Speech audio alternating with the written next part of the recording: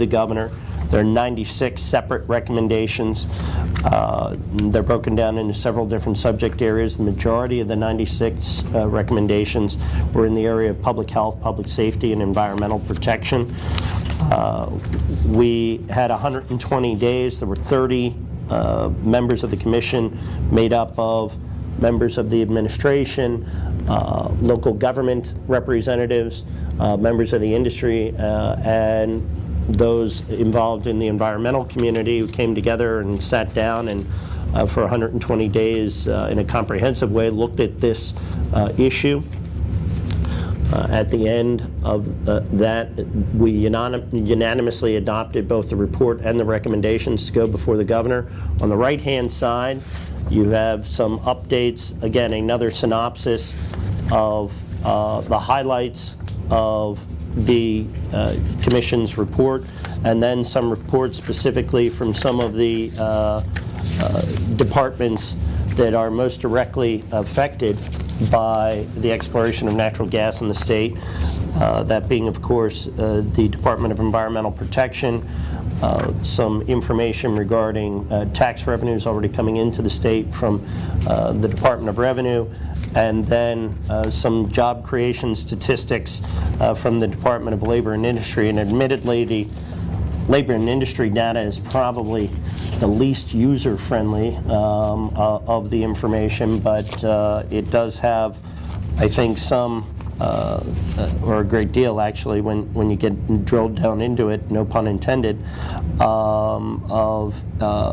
answering some questions about the economic development effects of this industry, not only for those areas that are directly in the gas producing region, but for those that are outside of the region as well. Yesterday I happened to be at Weiler Brush, a company in Cresco, not directly in the Marcellus play, but they have seen a growth in their business share, because what they did was they sent engineers out to well pads to see if they could either interest people, interest companies in using their products, or whether or not they could adapt a product for greater use within the industry. And that's in fact what they did. They actually have a patent pending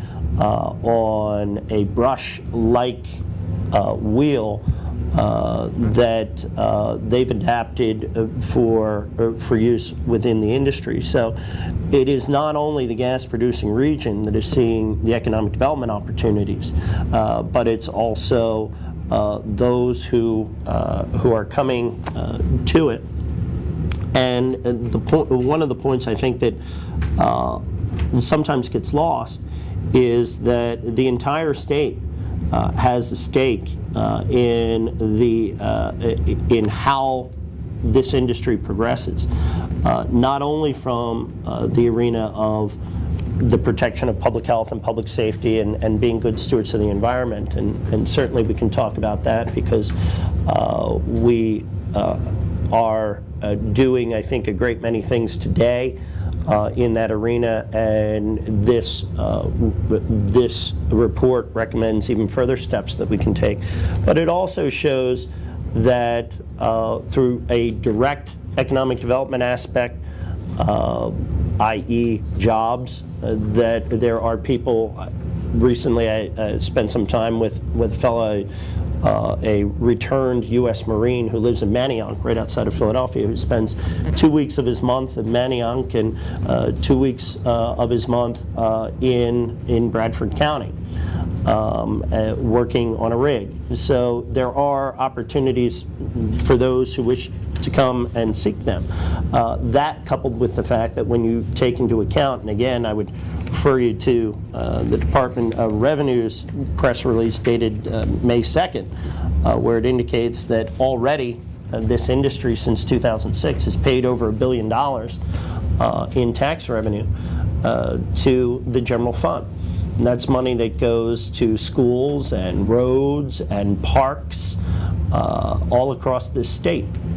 So I think that those who would suggest that this industry is not paying its fair share need to look at the bottom line. And I think really that too was the charge of the governor in regard to the commission. What he charged us with doing was trying to separate the fact from the fiction, try to get to, as best we could, the science and the truth of what this industry is, and to paint it in a complete picture. You know, as Cromwell would say, paint us warts and all. Point out that while there are some great economic benefits, there are in fact risks, and that we need to be very vigilant and to make sure that we minimize those risks as best we can. But as we all know, the simple truth of the matter is there's no field of human endeavor that does not involve risk. It is a risk to get in your car and drive from here to home. But there have been steps taken by automobile manufacturers through airbags and restraint devices and GPS to minimize those risks. I think what our challenge is here is to recognize the opportunities, but encourage an environment in which we continue to minimize the risks. And I think that this recommendation is a good first step toward achieving that goal.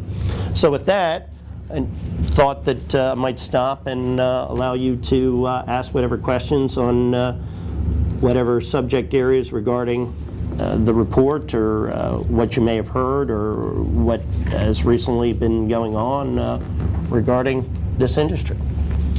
Well, I know, Lieutenant Governor, you've said that the people who are supporting or advocating for the institution of the severance tax, that would create about, I think you estimated $200 million, which when you look at a $4.2 billion, I think you said that takes care of the point two. That's the point two. How do you take care of the $4 billion? The way that we did through the budget process this year, in making some tough decisions and in recognizing the fact that we simply could no longer afford to be spending money that we didn't have. We made some tough choices in the area of education, in the area of public welfare, actually enterprise-wide in the state. And we cut spending by over $1 billion this year without raising people's taxes, because the governor and I felt very passionately that the answer was not to continue to go down the route of spending like drunken sailors. Though, as Ronald Reagan used to say, that's not fair to drunken sailors. After all, they're spending their own money. But what we needed to do was do what the average citizen does in their household. You know, if you or I were to spend money that we didn't have, eventually that leads to us going to jail. In Harrisburg, it's called a deficit, and it's okay because somebody else is going to pay it. Well, that somebody else is our children and our children's children, and Tom Corbett and I didn't feel comfortable going down that road anymore. So we made those choices.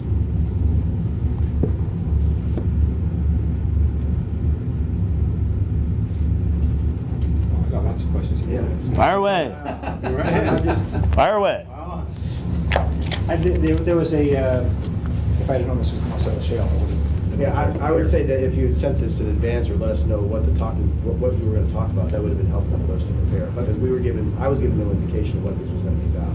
So yeah, I'm assuming you spent some time putting this together. And, Spent 120 days putting this together. well, it would have been helpful to us to have more productive conversation if we had known what this was going to be about. That said, by dumb luck, I covered a policy committee hearing on marcellus shale just last week or the week before for the Democratic representatives. I saw your coverage on it. So a couple issues were raised there that I think you might be able to Sure. address. Happy to address. One was the proposal that there be some sort of element put into fracking water so that it can be traced.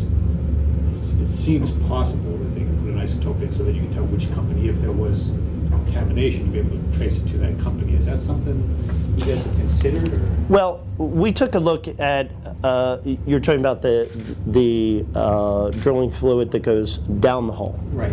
And is brought back up. I mean, it's so that you can follow it once they use it. Well, the material that goes down the hole is primarily water, with about 3% sand, and the remaining 1.5 to 0.5% being the soaps, for lack of a better term, that allow it to. I think the concern, by and large, has been based primarily more on what's coming back out. And what's been the different things that are occurring naturally in the Earth's crust that are coming back out: the barium, strontium, iron, and I mean, let's face it. While there are concerns raised by all of those materials, I think that the one that is of the greatest environmental concern really is the salt, is the high concentrations of salt and what that might do to an ecosystem if it were released without it being properly treated. So while the thought of adding something to the water to be able to understand who it is that would be responsible, certainly that makes some sense. I mean, what we want to do is we want to heighten the regulatory standard to make it clear that we are not going to allow any sort of corner cutting or any sort of half measures. I think that's why when you look at the report, and I didn't realize that you didn't have an idea of what the subject matter was from the meeting, but when you do have a chance to look at what we've provided you or go online, the entire report is available online, I think you'll find that those are the sorts of steps that we're recommending. And we, as I said, did not believe this to be the be-all and end-all report that this was going to, but what we did believe this to be is the foundation upon which we would continue to have discussion about the ways in which we be constantly vigilant in areas of public health, public safety, and environmental protection, but also make sure that we're maximizing the ability of Pennsylvanians to get family-sustaining jobs. So you're saying that you'd consider some sort of tracer if there was a... Oh, I think that there are a great many things, that among them, that... There was also a question of an inadequate number of inspectors for the... Yeah, and that one in particular, you will find on the DEP handout that we have here, the fact sheet. It cites very specifically the increase in the number of oil and gas inspectors that have taken place since 2008. It's almost been a doubling of the number of oil and gas inspectors. But is that adequate to the number of wells? Well, they conducted 5,000 inspections last year, and they're online to conduct 7,000 this year. Both secretaries, Mike Kranzer, our current secretary, and Secretary John Hanger, Ed Rendell's Secretary of Environmental Protection, said that they felt that they had a sufficient number of people to do their job responsibly. And there was also the issue of monitoring pre and even during the operation, monitoring well water, monitoring ground, actually just monitoring methane. That's actually an issue that we tackled in the advisory report as well, saying that there should be greater foundational data available before drilling occurs to understand what it is that already exists, because the simple fact is in this state there are very few regulations regarding drinking wells, and in the situation involving Leroy in Bradford County. One of the fellows who had a well nearby said to the press, well, you know, my water's always kind of been salty anyway. You know, so we don't know what the starting position was for that water, as opposed to what the end position was of that potential of the impacts of the potential impacts of that spill. So you're amenable to? No, we're recommended it.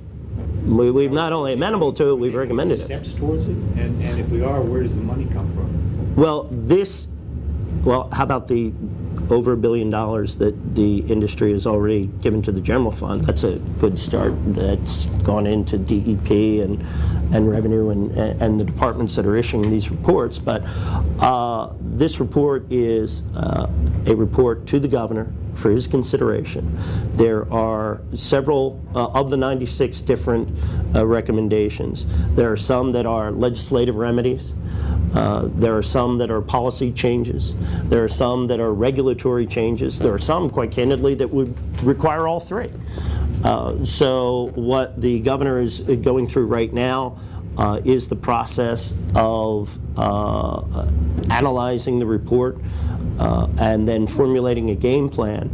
I think he said a couple of times already that he would like to move forward with whatever changes he feels are appropriate in these recommendations as soon as possible. And the legislature comes back to Harrisburg on September 19th. At least that's when the Senate does. I assume the House is the same day. So I would expect that we would see some activity as soon as possible. One of the things that I found intriguing in this policy meeting was the three scientists, non-industry scientists, who said you just need more science in it. They weren't advocating for much in the way of policies. They just said you need more science in this debate. Those are the folks from Wilkes? Yeah, I glanced at your list of advisory commission, and I mean, I don't know all these people. Most of them are industry people. No, that most are not industry people, actually. It looks like one or two are. I guess you tell me how many. One or two are what? I'm sorry. Independent scientists that were not attached to the industry or the government directly.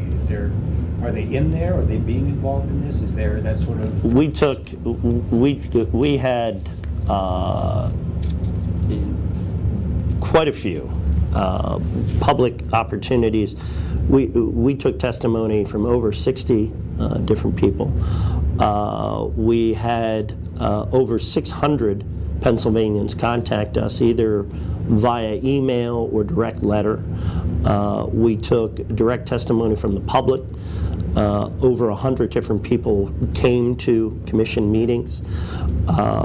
We had, through Dr. Terry Engelder of Penn State, had both his direct testimony and the input of others regarding this issue. And quite frankly, I echo what the Wilkes professors have said. We do need more science in this. We do need more truth in this. We do need to separate the fact from the fiction in order to be able to make, and that's what the governor's commission attempted to do, was to do exactly that, so that he can make the most informed choice. But moving forward, is there? I mean, they recommended We have a recommendation toward that end as well. Okay, so what is it? It actually is, let's see, refer to it exactly how the language is, but basically Wilkes, Penn State, there are several other entities, several other institutions of higher learning that are all interested in that analysis. What we're encouraging is, rather than identify one, they try to find a way to work cooperatively and determine what the financial requirements of such an entity would be. And they proposed that. They proposed some sort of third-party multi-coalition funded probably, well, actually, they proposed that the scientists are funded through a party entity that would include from the industry, but would be separated from the industry, so it wasn't the industry directly paying for research or anything. Mhm. So that there'd be some independence from Well, that, both them and the government. yes, that was, I wish I could find the actual bullet point. I know it to be in here. But that was our recommendation a month before that testimony was given. This is another thing that the government is considering and making towards. And the other thing that came out in the testimony was, of course, Chief Gas has said as much as they would accept a severance tax. I assume that there are other industries that have said they would accept some sort of tax.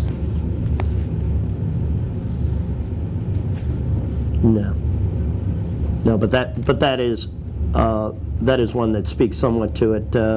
9239, the Department of Health should routinely evaluate and assess Marcellus-related environmental data, such as air, water, solid waste, fish, and other food samples that is collected by a variety of entities such as the PA, DEP, US EPA, U.S. Geological, Waterworks, Treatment Facilities, Industry, and Academic Partners. But no, there's one that speaks more directly to it. I just can't find it at this point, forgive me. But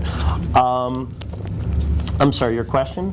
Regarding the representative from Chief Oil and Gas said that made the point that their company is amenable to some sort of severance tax or additional tax. Is that something, it's still off the table, even though some industries have at least one? One company has said they're okay with it. I don't know. Are there other companies that have said they're okay with it? Have you guys? Is that something that no matter what they say, we're not going to do it? Or Well, I ask because there's stuff here that you need money for, and although you say they've given $1 billion, it seems. no, I didn't say they've given $1 billion. The Department of Revenue has. I think that's an important distinction. This isn't my opinion. This is we're working on facts at this point. So let me say to you that one of the issues that we did address was an impact fee.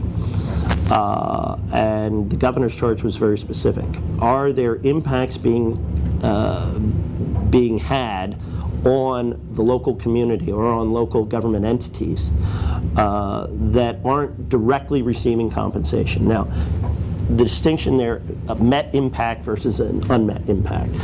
We've all heard the stories of the impact on roads within the area due to the heavy truck traffic and what have you. Most, not all, but most of those roads have either been repaired or completely reconstructed by a voluntary cooperative agreement between that corporation and whoever the owner of the road was, the local municipality or the state. Now, let's be honest, those roads are not being reconstructed for altruistic reasons. They are being reconstructed because that company needs to move its men and material to a well pad site or to a potential new well pad site. However, that is an impact that was had that's been met.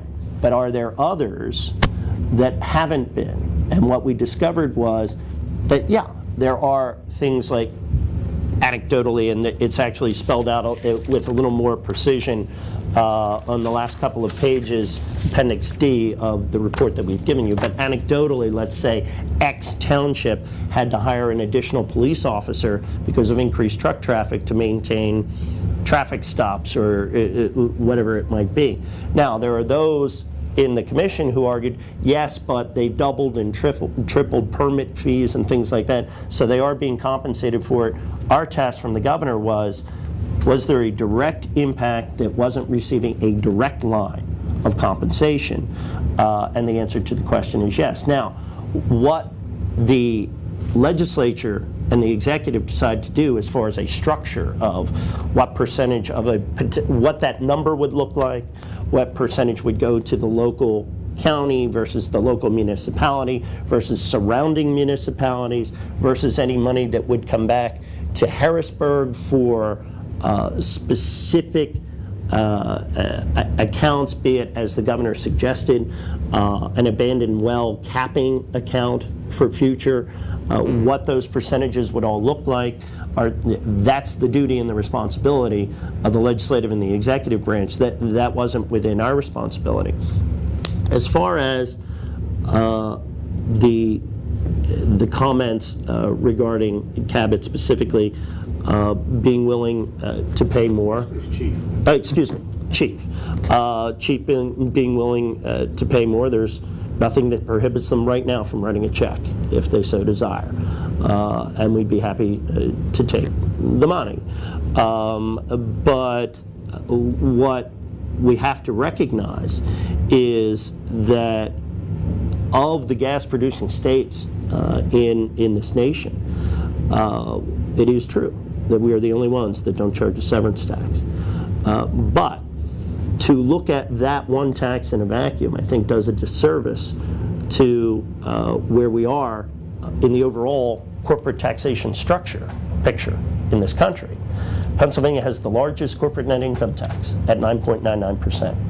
We're one of the few states in the union that charges both a corporate net income tax and a capital stock and franchise tax, although this budget puts back online the phase out of the capital stock and franchise tax by the year 2014.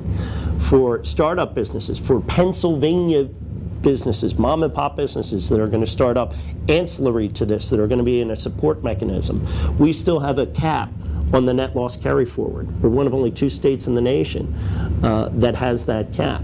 And we still have an inheritance tax as well. So the overall corporate tax structure makes it so that, and we haven't even talked about withholding taxes and sales taxes and all of those other things. What I think the bottom line needs to be is whether or not they're paying their fair share, and whether or not $238 million in the first quarter of this year is a sufficient, and by the way, that's ramped up over last year. How much was that again, that figure? $238 million in the first quarter. That's actually, Bill, in the Department of Revenue analysis. And in all of last year, they paid $218 million. So in the first quarter of this year, they exceeded by $20 million what they paid in all of last year.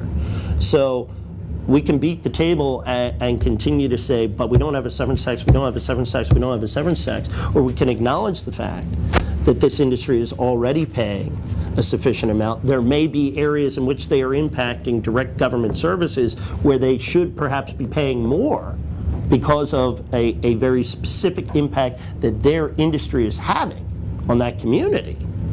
But to say, hey, look at this great industry, you know, as somebody who's been involved to various degrees and levels in economic development, both during my time working for a state senator and as a county commissioner, if somebody came into my community and said that we were going to create 200, 300, 400 jobs, or even for that matter, 50 to 100 jobs, and we were going to be around for 20, 25, 30 years, maybe even longer, we'd fall all over ourselves.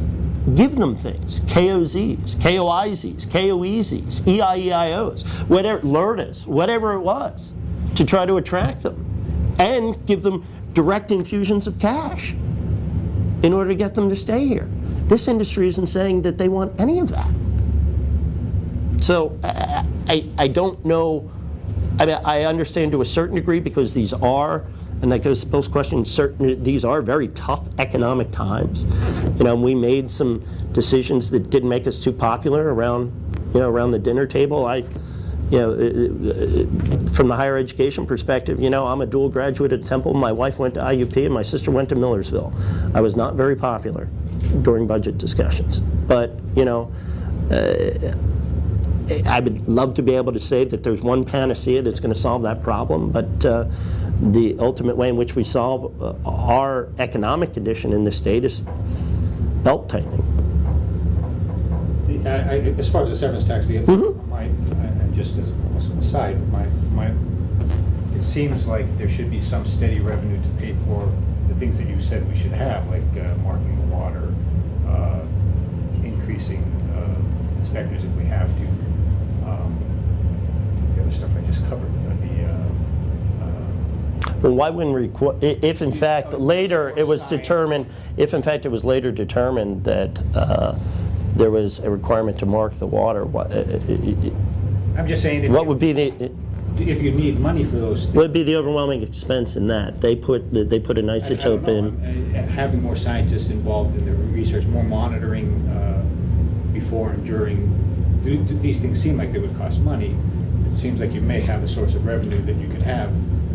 That some companies seem willing to. And it's already being driven into those that need it through the corporate taxation structure. Okay. They're already, but if there are, and again, I can find that one a little more easily, but if there are impacts, and in fact, if the legislature and the governor decide to go down the road of the impact, here it is. 9223 outlines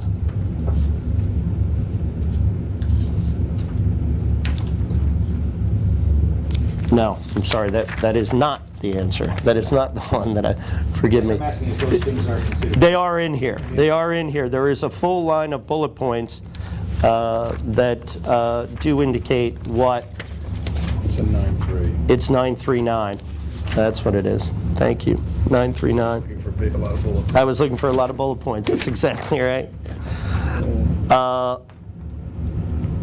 Health evaluation, citizen and healthcare provider education, data collection and investigation, natural resource agency oversight, permit review and enforcement, local conservation agency oversight, community-based projects to protect and restore land, wildlife, water resources, outdoor recreation opportunities.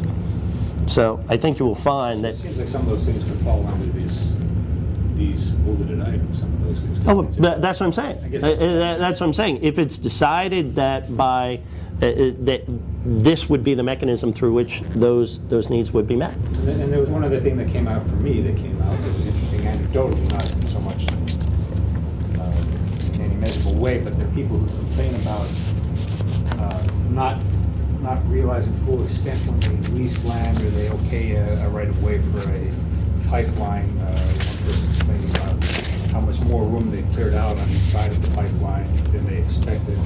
We just had a person complaining about, sure, he gave them the right of way for the road, but he thought he'd have a couple trucks a day, not a constant steady stream. Is there some way we can just get the companies to fully disclose or make it clear in plain language to people who are granting these right of ways and these leases, this is what could happen, or to somehow ensure that they're not surprised by what's done. Well, Maybe they just have to read the leases better. I'm not the unfortunate reality is that there are, just as there is in every industry, there are good actors and there are bad actors. And I too have heard stories of leases that were entered into for significantly less a dollar amount than a neighbor was getting. I mean, by a factor of 10 or 100 less per acre. That there were those who didn't fully grasp what it was that they were signing at the time that they signed it, and that's why we've been repeatedly encouraging folks to go see an attorney. While there might be some upfront expense, ultimately you will be, you the landowner, you the person who is paying an attorney to review this document, will be receiving compensation that you can afford to pay your attorney with. That extra step will probably, in the end, save you a lot of heartache, headache, and may make you a fair amount of money as well. So you don't think there? That's the one. That's the one. 9411. Academic research efforts across the Commonwealth, including initiatives such as SAFER, Shale Alliance for Energy Research, the Ben Franklin Technology Shale Gas Innovation Commercialization Centers, and others, should be marshaled to focus academic-supported efforts on such needs as research and development, business startup incubation, and seed capital startup assistance.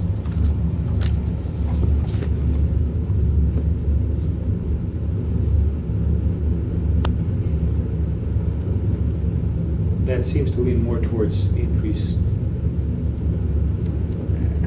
if I'm reading research and development, it doesn't speak to safety or oversight. They were talking more about helping businesses and not. No, come on, fellas. We all want clean air, we all want clean water, we all want to be good stewards of the environment, and we are taking the steps through several of the bullet points that are in here to do precisely that. We've recommended increases in setbacks from waterways. We've recommended the doubling and in some cases tripling of fines. What I would invite you to do is do this. Why don't you read it all? Or read what you can, time allowing. And if you have additional questions, and if you don't think that we've spoken to it somewhere, give me a call. Forgive us for being sensitive to it, but because we want jobs. No, we're sensitive to it too. Sure, of course. Because we had lots of jobs here 100 years ago, and they're gone. Yep. The coal's gone, and the poison land and the poison water is still there. Amen. Well, not amen, because we live here and we live with it, and it limits our recreational ability. It limits our access to streams to fish. And I live downriver from you. Where do you think it goes? You know what? I'm just telling you what's happening here. You live down Wood River, you should have a concern, but we see the poison water. It probably limits us in economic development, and we're sensitive to it. The jobs are gone, the coal is gone, and it's 100 years later. So we're sensitive to it, and you know what? I'm not even going to be apologetic about it. It's a concern. Shouldn't be. And so when you say, fellas, it's covered, I think it's our responsibility to make sure to hold you in check. So Amen. That's what we're doing. Amen. And that's why I'm here, to have that conversation with you. To have that conversation with you. And to invite you, as I said, to take a look at all of it.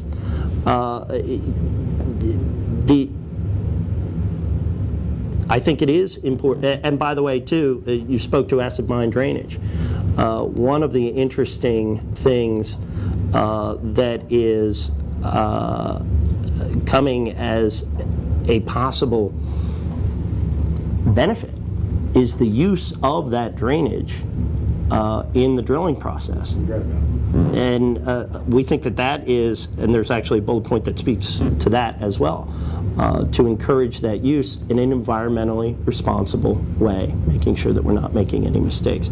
But again, I go back to what it was that I said at the beginning, which is of the 96 recommendations, wholly 60 of them are in the area of environmental protection and public health and public safety. It's as important to everyone that it be that way. I'm not asking for you to apologize for being a good steward of the environment. While I was a county commissioner, I preserved 12,000 acres of open space, and I've considered myself to be a lifelong environmentalist. So I'm not asking you to apologize for anything, but what I am saying to you is acknowledge, okay, that one bullet point may not speak as strongly as you would like it to about that issue, but don't take that in a vacuum, just as I'm encouraging you not to take a severance tax in a vacuum. Don't take that necessarily in a vacuum. Take a look at the overall document, and if you feel we're falling short, then call us on it. But give us the opportunity of being considered in totality before we start picking away at one piece or another of it. And that's where the fellows came from. And if that was disrespectful, I apologize. Thanks. You got it. Okay, are we done with the Marcellus shale? Before we move on. That's all. Yeah. Okay. Well, Lieutenant Governor, I like to ask about the proposed redistricting, Sure. not only of senatorial and House districts in the state, but also the congressional districts, what that process is and where it's at right now, and how do you expect it specifically to affect maybe our area, which is the 10th and the 11th districts, and what you can tell us about that. Well, population in the state has declined, and according to census data, the population declined predominantly in the west. So it appears as if there will likely be, although this is a process that is going to be ongoing through the fall, but it appears likely that if there's going to be a congressional constriction, for lack of a better term, that it's likely going to be somewhere in that western area, be it southwest or northwest, in that general area.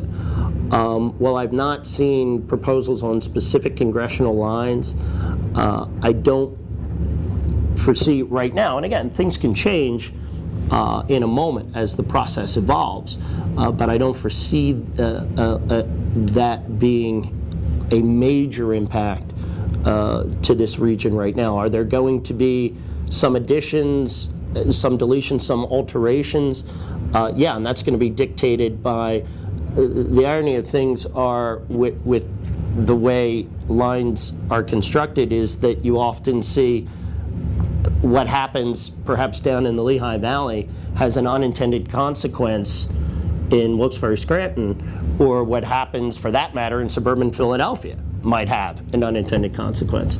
Or in Wilkes-Barre, Scranton, or in Reading, or points further west. But right now, I think that the major jockeying and the major line drawing is and issues of where that congressional seat is going to have to be subsumed is in the West.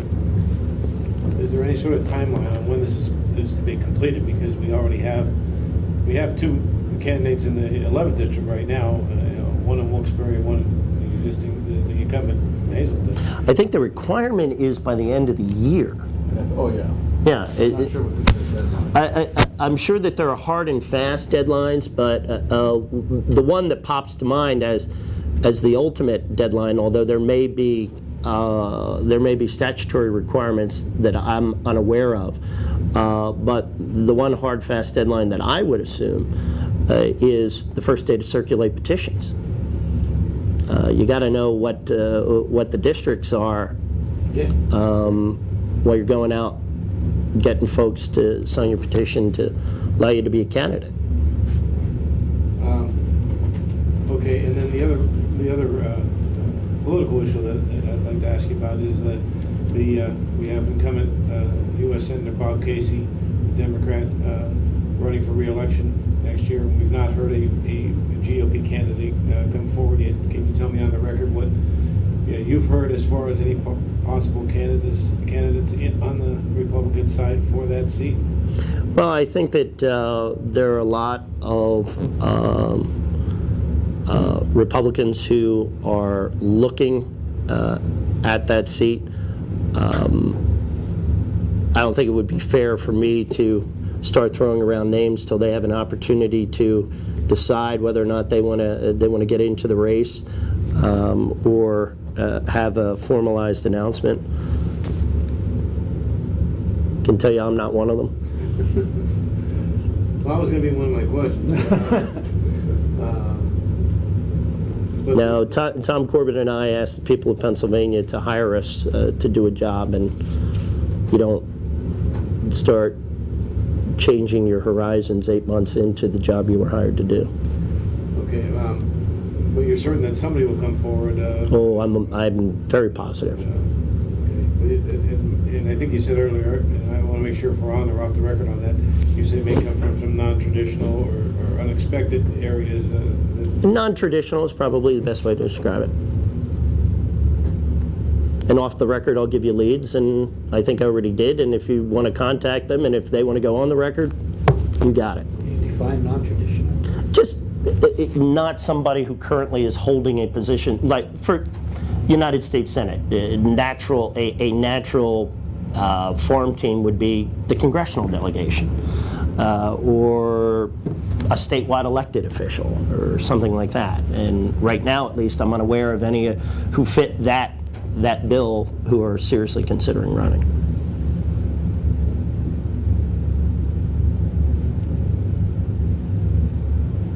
You guys have anything else on? Do you guys mind if I jump in for a second? Sure, go right ahead. I know it's kind of funny coming from back here, but I just like to ask briefly about the state police. Yes. My best friend was just in the most recent graduating class back in April, and I think Pennsylvania's done a really great job in terms of funding training classes. You know, some states like Arizona haven't trained dates since 2008, 2009.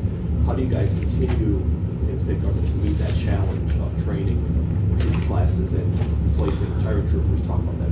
Well, I appreciate you mentioning that, but I will tell you that we had somewhat of a lull there in classes, and Governor Corbett and I, again, in the arena of there's a finite amount of resources and you got to make decisions and you got to place priorities. Governor Corbett and I that believe that one of the first best duties of government is public safety. So we made a decision to prioritize the training of new cadet classes. I think that there was funding for one class in the fiscal year that we were in, and I believe in this year there's funding for 2 classes. So we're trying to get back to make sure that the state police has a complement to be able to meet that goal of providing public safety to the residents of the Commonwealth. Can I ask one You may. question on a different topic? You mentioned the cuts you had to make in education, that you chose to make. And a lot of districts are very concerned that they're going to face similar cuts again next year. Can you reassure that there aren't going to be further cuts, at least it's going to stay the same or near the same? Or if there are going to be cuts, can you solidify how much more they have to look forward to in order, because they have to start planning in February? Well, we're in the process right now of preparing for next year's budget. Right? And you know, one of the things that was perhaps the greatest of all of the challenge, well, the greatest of all the challenges is we simply didn't have enough money. But close on its heels was the fact that we had 6 weeks to prepare the budget that we presented to the legislature. We had not been given the opportunity to review in totality the books until we took office. Not casting aspersions, just that's a factual point. And so we had 6 weeks to try to cobble something together. Can I sit here today and tell you that any department within the state can count on not having to do more with less next year? I can't do that responsibly. That depends on a great many different factors that are beyond my control.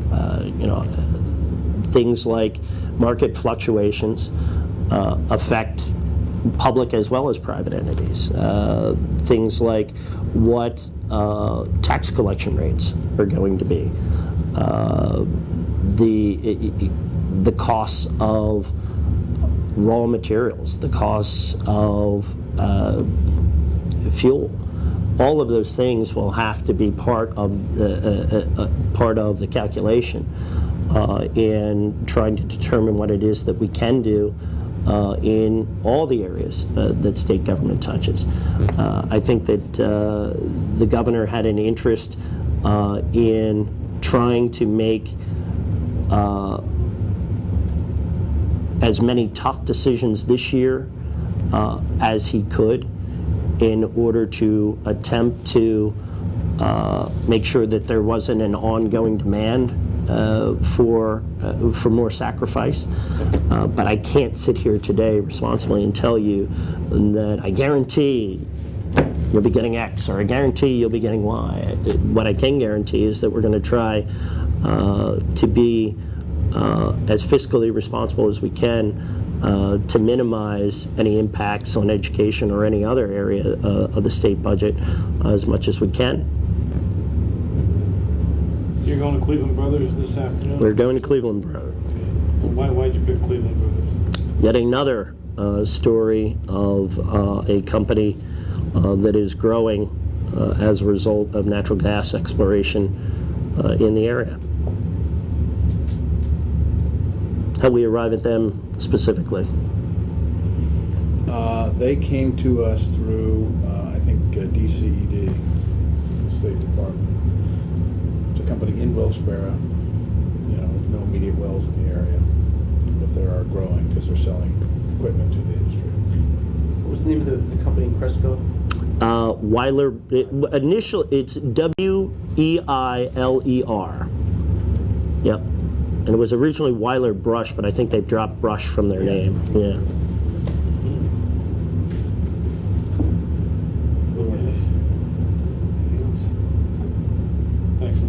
Thank you.